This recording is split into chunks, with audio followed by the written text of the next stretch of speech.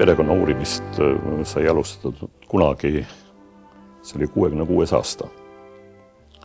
Ja tõuke selleks andis üks pakikene pabereid, mis oli pärandus oma vanaisalt. Seal oli igasugust tühja-tähja, aga ka päris huvitavaid asju. Sealhulgas üks oina kotti pandud mündikogu. See seisis päris kaua aega, vanaisa suri mul 54. aastal. Jõudsin vahepeal sõjaväes ära käia ja tagasi tulla, kui ühel ilusal pühapäevasel päeval võtsin selle karbikese välja, hakkasin uurima. Ja põhimõtteliselt jäingi seda uurima siiamaani.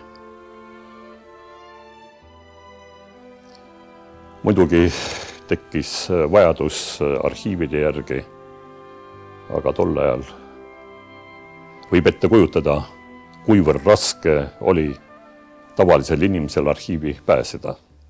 Selle jaoks niisugune asi nagu perekonna uurimine oli täielikult põlu all või keelatud tavalisele inimesele.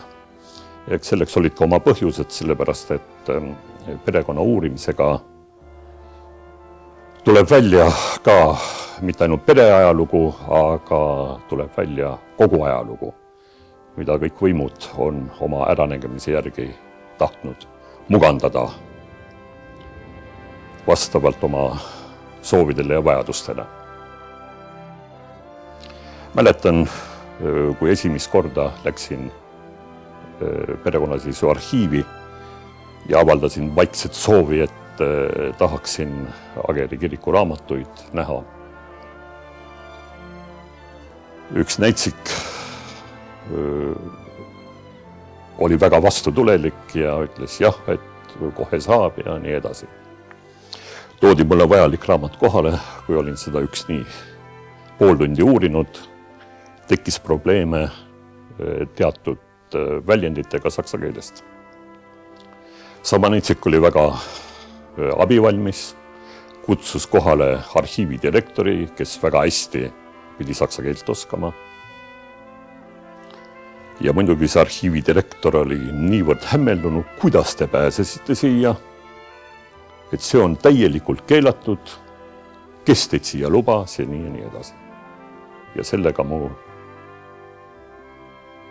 arhiivi uuringud tolleks korraks lõppesid.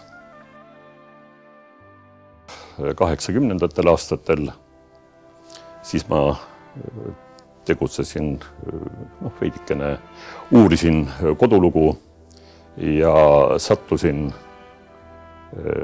Tallinna linnamuuseumi arhiivi. Seal olid väga toredad inimesed. No jah, ja nii hakkaski see asi peale, et töötasin üks aasta otsa perekonnaseisu arhiivi tagatoas. Seal käis meid koos 5-6 inimest, kes igaüks oma teemat uurisid. Ja praktiliselt kogu arhiiv oli meie kasutada. Ja oma esimese, see ei olnud küll, ütleme, isa poolt sugupuud ei teinud valmis, aga ema poolt sugupuu tegin põhimõtteliselt tol ajal just nimelt selles arhiivi tagatoas valmis. Eks ma pääsesin 85. aastal juba Tartu ajalooarhiivi, kus on ka võrdlemisi suured kogud Ageri materjalidest. Ja mul õnnestus isegi tol ajal lasta teha vajalikest materjalidest fotokoopiad, õigemini mikrofilmida. Ja see oli niisugune vedamine, et ma sain pärast kodus kõiki neid asju ükskõik mis ajal uurida.